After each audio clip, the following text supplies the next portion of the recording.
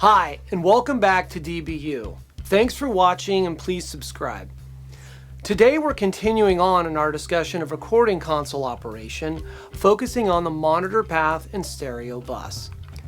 These are important functions to understand because in order to hear any useful output from a console, the signal has to be assigned to both the stereo bus and monitor path first. Try not to confuse the stereo buses with the buses. Multi-track buses are a path to allow the operator to send a discrete signal to another device, like a tape machine or Pro Tools system. Some mixers may have as few as 4 of them, while others may have as many as 32. The stereo bus has the distinction of being the path that not only contains the final mix, but also the same signal that we use for monitoring in the control room. Each console has a different way of getting there. My Neve actually does not have a stereo bus, if you can believe it, because the console was designed to be quadraphonic. Quad was a short-lived idea in the early 70s that delivered sound to 4 speakers simultaneously. It's really just an early form of surround sound for music. On my board, to get stereo, I have to route the signals to multi-track buses 1 and 3. I then manually patch those outputs to 2 Pro Tools inputs when printing a mix. To make it simpler, most consoles have a stereo or left-right bus. Usually it's a button that says LT/RT or stereo on it. When you depress this button, the signal is immediately routed to the stereo bus, which simultaneously feeds the monitor speakers as well, if it's assigned. Some consoles have multiple stereo buses, and there's a good reason for this. Having multiple stereo buses not only solves a redundancy problem in the event one of the buses goes down, but it's also quite helpful for creative endeavors as well. Multiple stereo buses can allow for subgrouping instrument sections together, drums perhaps, so they can be processed as a stereo sum, separately from the other instruments. It's also useful for parallel compression, where we blend together heavily compressed signals with correlated uncompressed signals. This technique can really make for a much more exciting drum sound, among other things. One additional thing to consider: the monitor path works independently from the actual stereo bus, and this makes sense, of course. When adjusting the monitor levels in the control room to either check your mix or accommodate a conversation, the last thing you'd want to do is destroy your levels when turning it down. The monitor bus is strictly a reference path that allows you to audition the audio of your assigned channels in the control room speakers.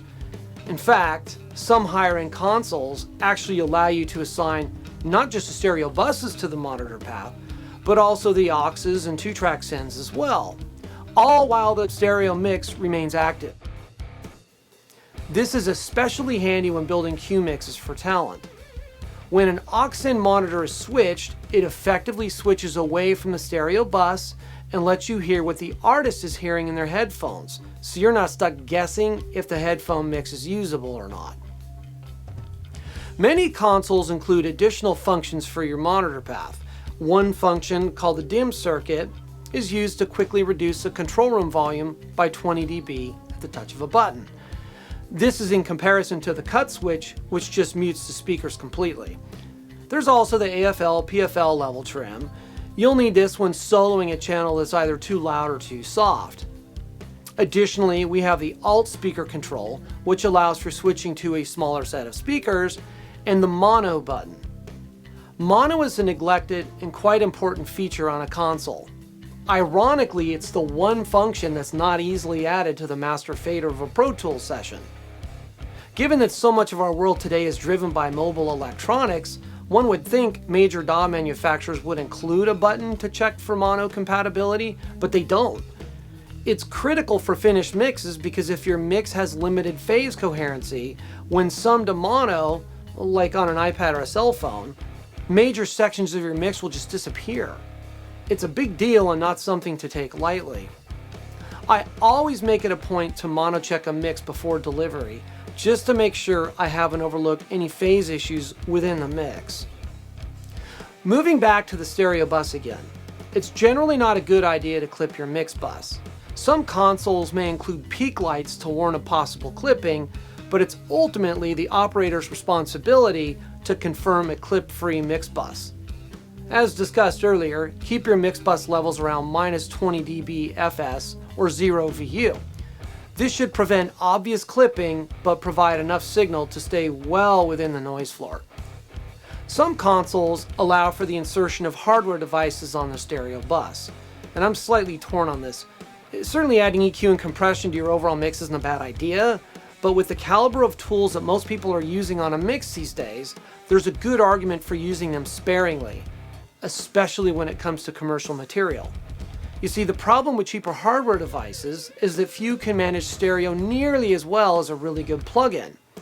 If a song is critical enough to invest your time in, then it should be critical enough to justify professional mastering. And mastering engineers will tell you that they prefer mixes to be flat, out of fear the artist could end up overusing the EQ, hence exacerbating frequency problems, or setting up a compressor inadequately, which will result in pumping and breathing, which is generally undesirable. If you must compress a mix, avoid limiting altogether, and keep your mix bus compression under 2 dB gain reduction. Anything more will probably come back and bite you in mastering. This is all I have time for today. Thanks for watching, and please subscribe. I look forward to hearing your questions and comments below. Until next time, cheers.